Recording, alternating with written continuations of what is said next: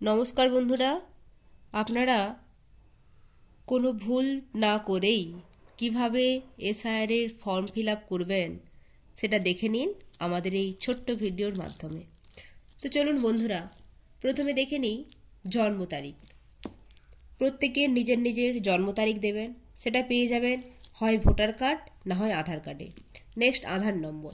আধার নম্বরটা ঐচ্ছিক, আপনি চাইলে দিতেও পারেন নাও দিতে পারেন, আপনার ব্যাপার। নেক্সট মোবাইল নম্বর।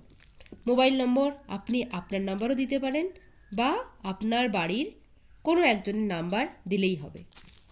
পিতা বা অভিভাবকের নাম, পিতার নাম দেবেন। নেক্সট পিতার বা অভিভাবকের এপিক নম্বর যদি থাকে, যদি আপনার পিতা জীবিত থাকেন তখনই আপনার পিতার এপিক নম্বর দেবেন। যদি মারা যায় তখন নো দিয়ে দেবেন। মায়ের নাম সেই একইভাবে মায়ের নাম লিখবেন। যদি মা জীবিত থাকে মায়ের এপিক নম্বর লিখবেন, যদি মারা যান তাহলে নো লিখবেন। স্বামী বা স্ত্রীর নাম যদি থাকে লিখবেন, আর এখানেও সেম, যদি থাকে দিয়ে দেবেন এপিক নম্বর। এবারে আসি এই ঘরটায়, সর্বশেষ এসআইআর এর নির্বাচক তালিকায় থাকা নির্বাচকের বিবরণ, মানে 2002 সালে যার নাম রয়েছে এসআইআর লিস্টে সেই নামটা এখানে দেবেন, নির্বাচকের নাম। নেক্সট এপিক নম্বর, তার এপিক নম্বর দেবেন।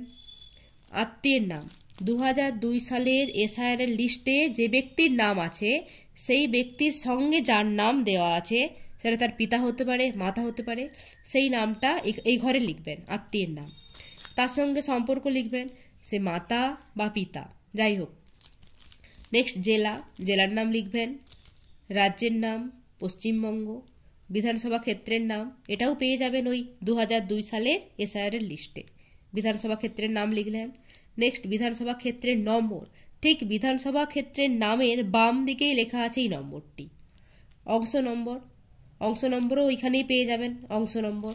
ক্রমিক সংখ্যা, ক্রমিক সংখ্যাটাও আপনার যে 2002 সালের এসআইআর লিস্টের নাম রয়েছে নামের ঠিক বাম পাশে লেখা আছে এই ক্রমিক সংখ্যাটা। এটা এই ঘরটা তাহলে যাদের 2002 সালের এসআইআর এর লিস্টে নাম রয়েছে। আচ্ছা, এইখানে যে ব্যক্তির নাম লিখেছেন আপনারা, সেই ব্যক্তির নাম যদি 2002 সালের এসআইআর এর তালিকায় থাকে তখন এই ঘরটি, কিন্তু যে ব্যক্তির নাম 2002 এসআইআর এর তালিকায় নেই তার জন্য শুধুমাত্র এই ঘরটি। তো যেমন ধরুন, যে সমস্ত ব্যক্তির নাম 2002 এর পরে উঠেছে নামটা, তাদের এসআইআর লিস্টের নাম নেই, তো সেই ব্যক্তির নাম এই ঘরে। এবার এখানে কার নাম লিখবেন, সেই ব্যক্তির কোনো আত্মীয়, যেমন তার বাবা মা, তার ঠাকুমা দাদু, তাদের নাম 2002 লিস্টে রয়েছে, সেই নামটা এখানে লিখবেন। সবার প্রথমে বাবা বা মা নামটা লেখাটাই ভালো হবে। এবার তেনারা যদি বেঁচে না থাকেন সেই ক্ষেত্রে দাদু ঠাকুমার নামটা লিখতে পারেন। তাহলে এখানে আপনার বাবার নাম লিখলেন, 2002 লিস্টে রয়েছে, তার এপিক নম্বর। আচ্ছা, তার আত্মীয়র নাম লিখবেন বাবার বাবা যদি থাকে 2002 এর লিস্টে, বা যদি বাবার মায়ের নাম থাকে তাই লিখতে পারেন এইখানে। সম্পর্ক, এই বাবার সঙ্গে এই বাবার যে সম্পর্ক সেটা, তাহলে বাবার বাবা এখানে কি হবে, পিতা। মানে এই ঘরটার সঙ্গে এই ঘরটার সম্পর্ক এখানে লেখা হবে। এখানে যদি বাবার নাম থাকে, আপনার এখানে ঠাকুমার নাম রইল, তখন এখানে লিখবেন মাতা। বুঝতে পারলেন? এবারে হচ্ছে জেলা, জেলার নাম। নেক্সট রাজ্যের নাম পশ্চিমবঙ্গ। বিধানসভা ক্ষেত্রের নাম সেম আগের মতোই একই, ওই ব্যক্তিরই বিধানসভা ক্ষেত্রের নাম লেখা হবে। নেক্সট বিধানসভা নম্বর আগের মতোই, অংশ নম্বরও সেম, ক্রমিক সংখ্যাও সেম। এই ব্যক্তির যে নাম লেখা হবে সেই নামেরই ক্রমিক সংখ্যাটা এখানে বসাতে হবে। নেক্সট এবারে এখানে আপনারা সই করবেন, নিজের সই তারিখ সহ।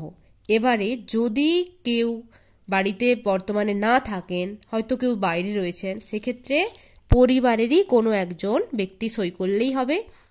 যদি আপনারা 2002 সালের এসআইআর এর লিস্টটা না পেয়ে থাকেন তাহলে অতি সহজেই দেখে নেবেন, আমাদের পূর্ব ভিডিওতে দেওয়া রয়েছে